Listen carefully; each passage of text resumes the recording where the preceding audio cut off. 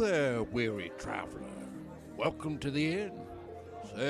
Sit, rest your feet. Why, it's a long journey on the road to Tarvalon. Have a cup of tea, or maybe a frothy ale. The light. Why, you're just in time for the entertainment. Here are your hosts, Tracy and Amber. The door of the inn banged shut behind the white-haired man, and he spun around to glare at it.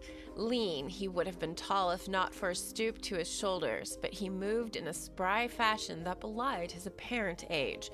His cloak seemed a mass of patches, in odd shapes and sizes, fluttering with every breath of air, patches in 100 colors. Chapter 4, Eye of the World. The Gleeman! Thom Merrilin. It's the Gleeman! Fuck yes, Thom Merrilin. We love you. We do. And speaking of people that I love, I'm here with my friend Tracy. I'm here with my friend Amber. And we are the Road to Tarvalon, a Wheel of Time podcast.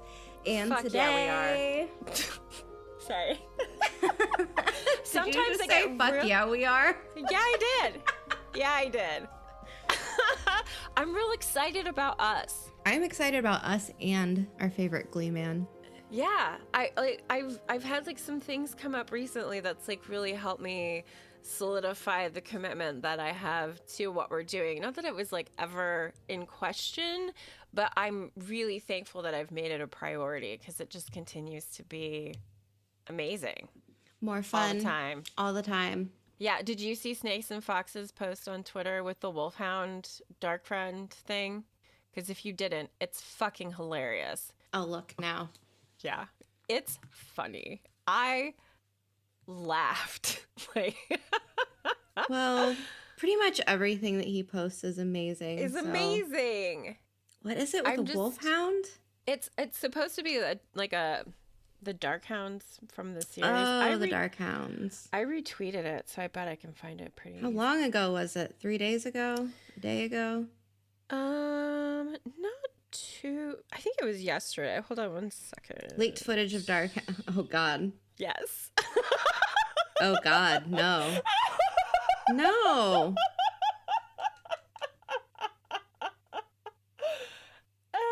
It's so bad. It's so bad. It's good. What in the ever-loving fuck? Oh, I can't. There needs to be one of those, flashlight warnings. Ooh, yeah, you just had a migraine. Dios míos. So sorry. I didn't even think about that. I didn't think that would come out of a scarecrow, fox, wolf, dog, robot. Yeah, fox, wolf, dog, robot. I don't know what it looks like. It's a conglomeration. It's not even fully put together. I don't know. I saw that yesterday and I died. Because, we did just see that, little snippet with a Trolloc in the background. So we know that they've, put definitely some thought and effort into the creatures. And then to see this, not even fully formed. Amazon, Germany, we salute you for doing the creator's work. Even though Rafe Judkins was like, we get really sad when you guys see stuff that you're not supposed to see. And I'm like, you know what, Rafe? Throw us a bone here. We are junkies, okay? We are complete junkies. What do you expect from us? Yeah. Tap my arm. We can't get enough. Let me find my tourniquet. Right? No, in all honesty, I would understand, if someone got a hold of us talking a bunch of bullshit and was like, listen to these two morons, unedited, unhinged. No, but if they're making art, and of course they want us to see the Trollocs when they're fully formed and the. Because, this is still, not post-production work. Right. And I think, that was one of the comments that came out of it was that there's still a lot that needs to be done. And that's one of the things that I'm really excited about is there's so much they can do now. Mm-hmm. And it didn't even look bad. So Uh-uh. if that's what, if people are worried about picking that apart, I'm like, you know what? Just buzz. Buzz. Buzz. Will you let us Buzz. let's make another Fifth Element reference. Tom? Yeah. So to start things off, I think we have to talk about Thom as he is first portrayed in the books, because this is your favorite It is thing. I feel like whenever Thom comes up, you're like, the stooped-shouldered man. And as we see from our quote here in the beginning, Thom is an older man, white hair, thick white mustache. And one of the things that Tracy is always pointing out is the stooped shoulders.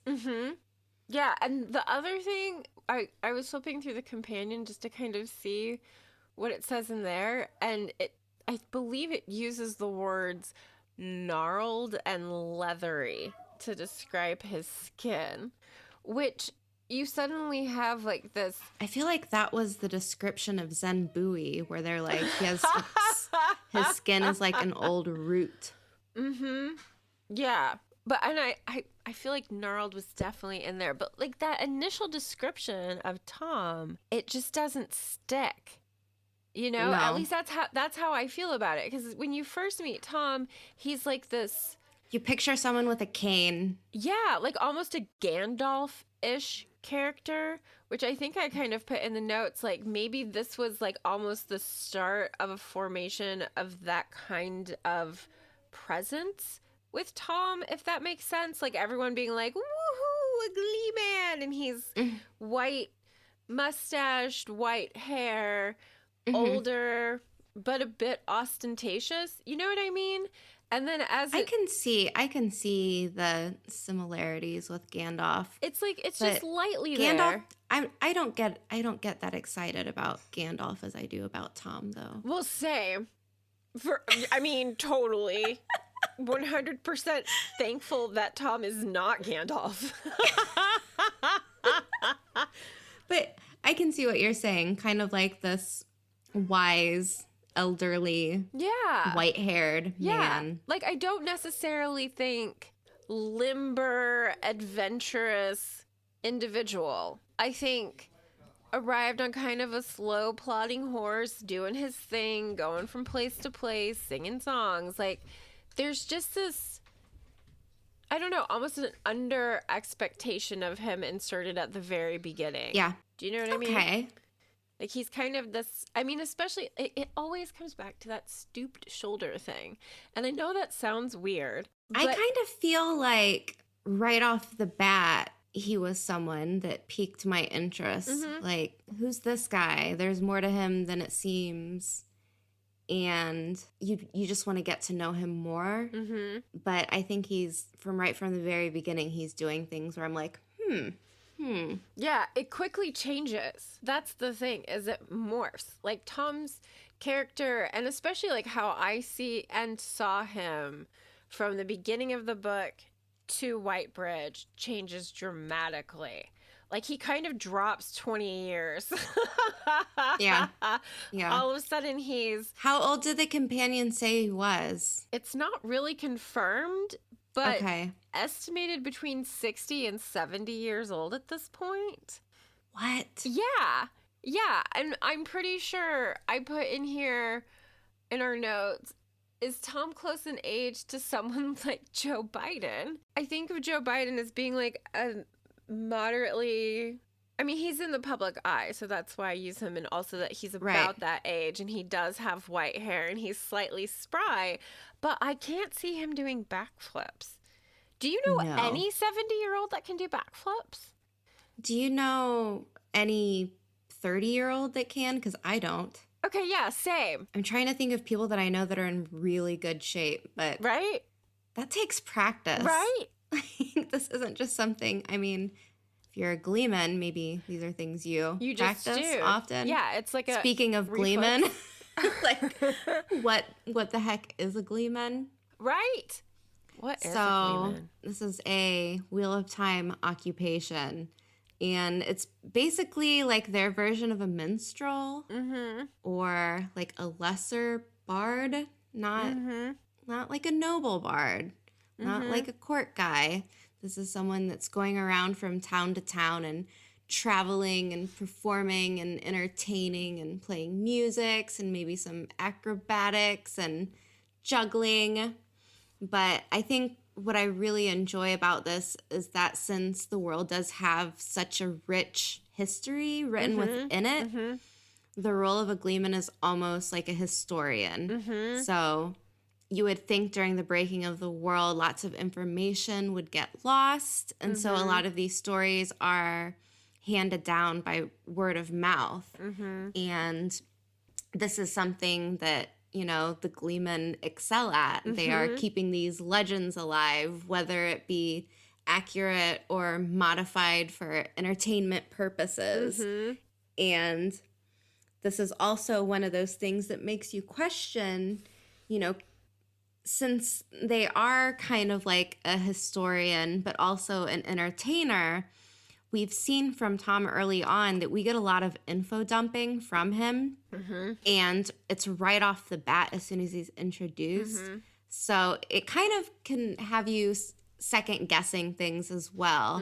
So for the most part, when you're having a first person point of view from the character, they're not always a reliable narrator because you can't be 100% sure what they're thinking is the truth of, you know, something that happened. But with a Gleeman, when they're telling, you know, and then in this year this happened and this king did this, and is this really the truth, or will we find out later that the story is different? And I really like that aspect of being able to relearn things as the story goes on, and maybe, you know, people that you thought are the bad guys turn out to be something else or vice versa. And that's just one of these fun little ways to do plot twists that I like.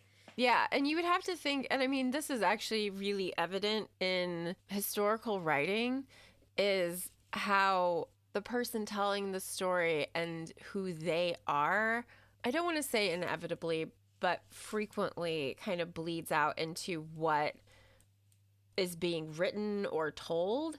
And so there's no one to kind of check these guys to say, no, you have that wrong and correct it, unless they go to an actual academic. And as we've mentioned, that's not exactly something that's available to everyone in the Wheel of Time. So this is basically... You need that special invitation to the Tarvalin Library. Or the one in Kyrian or Camelin, like, and they're all in like places where only elite people are allowed to go, and this is the only way you get information. And this is why the people in Edmund's Field, when everything first starts happening, are like, these are just stories from a Gleeman's tale, and the Gleeman is actually there.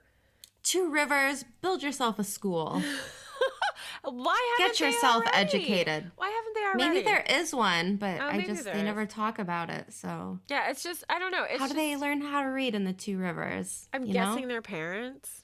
I mean, right? It's interesting because I really do love this point, especially since you look at it and the breaking of the world is 3,000 years in the past. And we've talked about like some of the major events that have happened from that 3,000 years to the point where we are when the story begins. But 3,000 years is a long fucking time. Like, that's one of What did we say? We broke it down in an episode, and I don't remember which one it was. But that's like the Iron Age, basically, for us, I think. Yeah. The Roman Empire would still be in power if this were 3,000 years ago.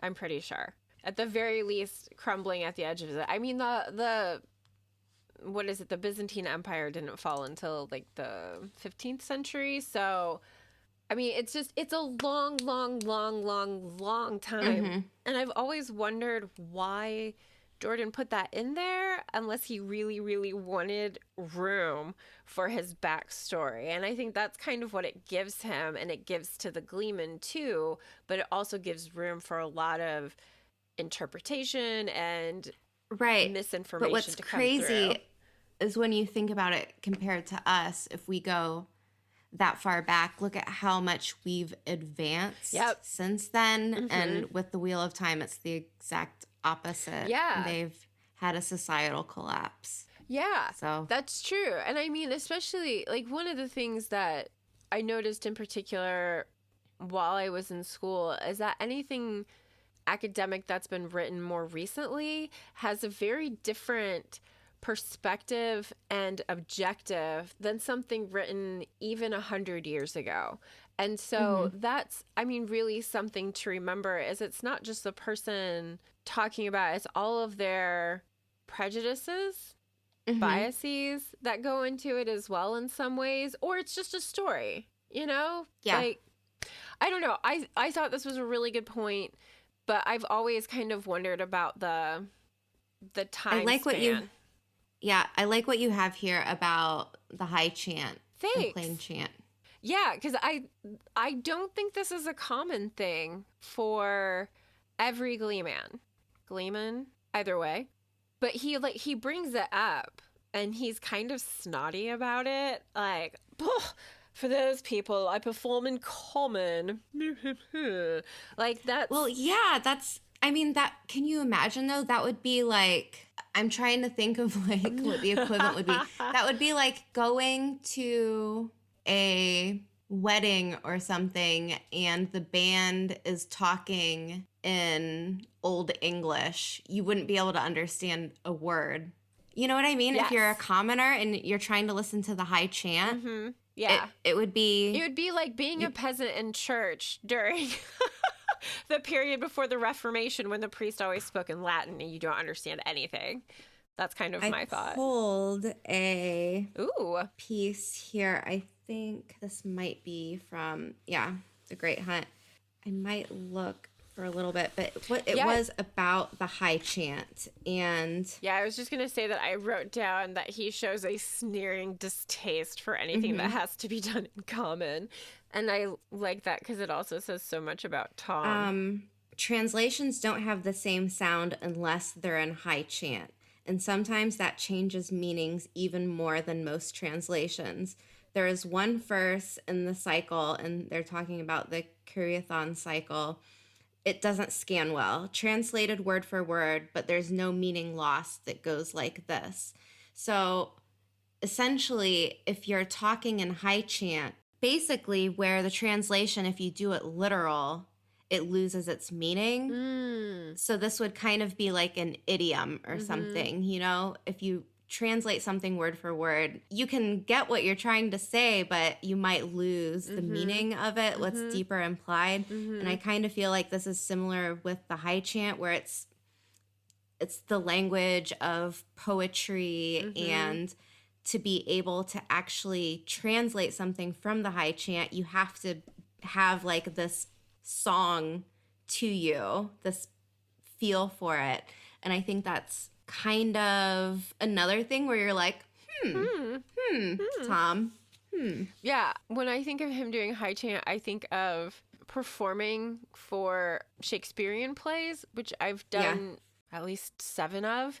And it's really hard to do it, to understand it, to break it down, and then perform it, because it's almost a different language at this point than it was when it was written, even though it's in English. Plus, Shakespeare went out of his way to like invent 30,000 new phrases and words through his stuff. But he did the same thing. Like, he's known for his history plays as well as his dramas and comedies and tragedies. Like, Thom and Shakespeare have a lot in common, I would say. I'm almost curious if the old tongue and the high chant are go hand in hand together. Oh, interesting. Because a lot is misunderstood with the Curiathon cycle. And that's because I feel like of the translation from the old tongue, and not everyone can speak the old tongue. And we learn in the books, it is said that most people that speak the old tongue can only say a few words just enough to impress someone else who doesn't speak it. Where with all of this relating to prophecy, this is where it gets kind of muddled, because if you don't know exactly, I'm trying to go at this without any spoilers here. It kind of feels like someone who knows the high chant and the old tongue might have a better chance at learning the deeper meaning of these things. Well, nope. You want to write it down for later? I think so. Okay. But I feel like we can move forward into his introduction into Eye of the World, because he comes in, he's got this entertainment for everyone. People are excited for Beltane. It's time for a celebration. And then we get kind of these mysterious qualities that Thom shows. And, you know, despite his appearance and stooped shoulders, he's able to perform these, like, skillful acrobatic, like, flips and stuff. Yeah. And then on Winter Night, I guess, spoiler warning if you haven't finished. I think for this one, it's up to chapter 26. That Eye of the World. Yeah. That you should be read up to. And if you haven't, most of this will be a spoiler. So just a heads up. And then if you've read Eye of the World, you're good. All the way through, you're fine. Yeah. So he's on Winter Night. He's showing some pretty great athleticism. Like, I mean, he jumps in there to assist with the Trolloc attack. Yep. And even Lan is like, I don't trust this Gleeman. Right. And where was he during the attack? And Moiraine was basically like, he was throwing down just like you, Lan. Just because you didn't see him chill. doesn't mean he wasn't there. Right. And he also has this ability to kind of plant seeds in people's heads so casually that the person can sometimes think that they came up with the idea themselves. That moment with Thom and Bran and Rand and Tam and yep. Yeah. I loved that moment. I loved it. He appears to be much more, maybe much smarter than just this your average traveling performer. Totally. Well, in his first interaction with Moiraine is really interesting and gives like an extra kind of push in that who the fuck are you sense. It's almost kind of like a little stare down between the two. Absolutely. And they do this little dance where they're kind of circling each other with words and they're not coming right out to say it. I mean, to me, this is just hands down Cairhienin, Deste Mar, Aes Sedai, Moiraine. Like looking at Thom and kind of, I feel like a shark, like thinking that they're circling another predator in the water, and Thom gives it right back to her. And it's such an amazing meeting between these two characters where I'm like, yes, here we go. Here we go. I agree with that. Further along in Eye of the World, we do see Thom's relationship with Rand and Mat start to develop. They get separated from Perrin and Moiraine and Lan, so Thom spends most of his time with Rand and Mat. But I feel like in their short time together, Rand and Mat learn a lot of kind of like life skills and lessons from Thom. Thom is kind of begrudgingly teaching them.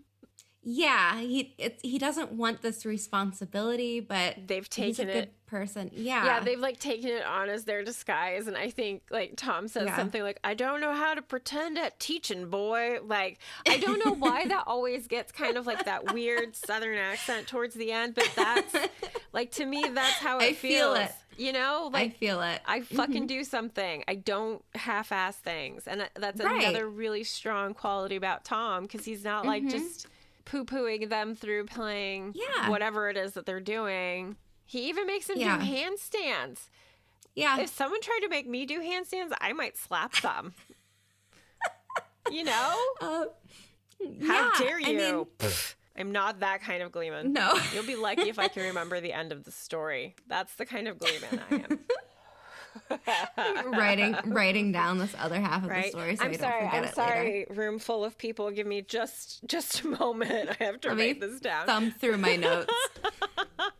But I think something that really sticks out to me is when he separates all of their money and he's kind of like showing them like, look, you guys have to get organized. I might not always be around and I can't be here to take care of you if things go south. Yeah.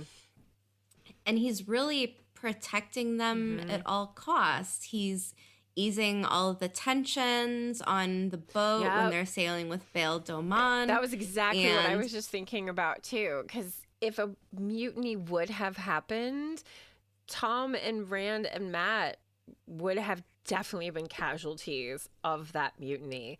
And Thom just does such a great job of being like, hey, look at me, I'm juggling. Hey, look at me, I'm making my stupid apprentices do dumb shit. Like, he really manages that crew in an admirable way. Yeah, there was nowhere for them to go. They were stuck on a boat with people that would have likely thrown them overboard, tied them to a brick. I don't know. Slit their throats and just toss their bodies over the edge of the ship. And then there you go. The story's over. Done. That's it. Done. Thom, the savior of Matt and Rand in so many ways, you know? And not even just like that, but in that seed planting way. Because Rand doesn't understand what Thom is doing, because that moment is from his point of view. And he I think he even says something flat out, like he just doesn't understand why Thom is doing all of these things. But I think he's caught on to it by the end. And that's something that's going to serve him and Matt really well as they're going past Whitebridge. So Thom has a huge impact in a really short amount of time, which is something that makes what happens in Whitebridge particularly upsetting. I don't know. I cried for Hopper, and I only feel like this weird pang of regret for Thom. I think for me, like I was really upset. Because, so leading up to Whitebridge, we've got Gelb in the inn. We've got Rand and Matt with Thom trying to pry out information from the innkeeper, who's a bit of a talker. I love a talker. We've got the information that there are questionable people looking for Rand and Matt. And Thom, and people have their descriptions. And he's like, you guys should get the fuck out. Just get out. Yeah. The innkeeper is like, if you know what's good for you, go. Because he doesn't want to be caught seen with them either. He doesn't even take their money. Like, that's how much he wants to pretend that didn't happen. He doesn't even want to take their money. An innkeeper that doesn't want to take someone's money? Right. This is a bad situation. So Thom sneaks him out a window. I love that. Leaves. Oh, he bundles up his instruments. Yes, and his cloak. And his cloak comes back completely transformed to the point that Rand and Matt think he is a Murdral. Yeah. And they're like ready to shit themselves, and Thom is like, it's me, you dummies. Like, you come loobies. on. Sorry, that's my favorite now. Come on, you loobies. Because, he, like, shows up in the edge of the alley, a tall man in a dark cloak. This is not our stoop-shouldered man who shows up at the beginning of Eye of the World. This is... I mean, if he's... something totally different. Exactly. If he has the commanding presence of a tall man in a dark cloak that inspired fear that quickly in Matt and Rand, who is he? Who is he? And it's just such an amazing transformation for him because it's so subtle. And it doesn't even feel like... I'm not even upset about it. You know? I'm like, okay, cool. Yeah, I love this transformation. Get it, Thom. Like, what's coming next? And I'm all excited about who he's going to be. And then. Yeah. So this was it was really, really sad. You hate to see a character go. Yeah. Especially someone with all of this potential and I don't know, ability. Mm-hmm. Yeah, like he's shown himself to be this incredibly multifaceted individual. And right before like they get ready to go, he tells them the story about his nephew Owen, which I think is so much of who Thom is in this moment, because Matt is asking him repeatedly, "Why are you helping us?" And Thom is finally like, "Someone I love died because they got in trouble with an Aes Sedai. And I feel guilt. And if I can stop that from happening for someone else, that's what I want to do." And you are now invested in him. You know he is invested in them. And you're suddenly feeling like maybe things are gonna be okay, which is right. Well, when you see him come back, all like we're doing this, we're getting out of here, getting the fuck out, hiding my cloak, hiding my instruments. He's taking it seriously if he's hiding all of that shit, right? And then when it comes to the last minute, Thom, this is the part that like guts me, is Thom like kind of like shoves these bundles in their arms. And it's his flute and his harp and his cloak. And he's like, "Run, you fools, run." And I'm just like, oh, hell. Oh, no. Oh, no. Right. Oh, no. And it's his prized possessions. Exactly. His prized possessions. His livelihood. The way he takes care of... I mean, and we know how valuable he is. Bill Doman offers him money to stay on his ship after saying he wouldn't let his own grandmother ride for free. And he's like, "You can make a fortune in Ilion. That's the next place I'm going. Come with me and be a wealthy man." And Thom instead is like, "Well, I'm hanging out with these farm boys. I'm going to stay here." So, like, there's so much I like about him. Thom had every chance to distance himself from an Aes Sedai that he is not happy about being around. And these farm kids that he is under he's not responsible for them. He has no obligation towards them. Yeah. He's just made this decision. He's going to tag along. And it's an incredible decision, and he's such a great character for them to have, even if it's just up to this point. I agree. Thanks. So one thing that I want to say is that he wasn't responsible for them, but nope, can't say it. You know what? Let's conclude this, because we know what happens at the end of Whitebridge, and I think we have a few things that we want to say as a send-off to our dear friend Thom the Gleeman. I agree. Who literally went out in a flash of light. Literally. Which I'm still mystified by. But literally. He's a blaze of glory, as only Bon Jovi could imagine. It's Thom Bon Jovi now.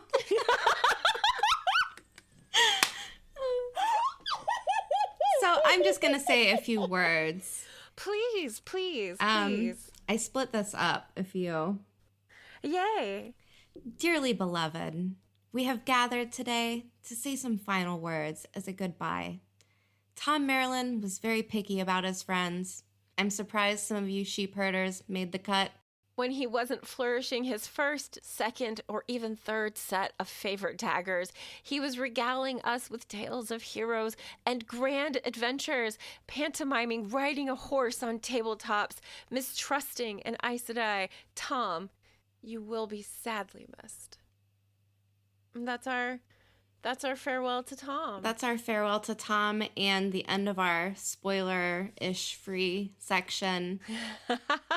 After the break, we will be digging into spoilers throughout the entire series. So if you haven't read past this Whitebridge moment, you'll want to turn around and say goodbye. Say goodbye, turn around every now and then. Do you want to chat or? Yeah, I'll call you. Okay, cool. Thanks so much for joining us. We will continue to release new episodes every Wednesday. We would love if you would subscribe to the podcast, leave us reviews, and share us with your friends in the Wheel of Time community. Let us know what you thought of our content, correct us, send us things we may have missed. You can find links to our email and social media accounts in the show notes. And if you have the Anchor app, leave a voice message for us to play in upcoming episodes. We also have a website where you can find links to our Discord channel, social media platforms, and merch shop. So until next week, Thanks for joining us on the road to Tar Valon.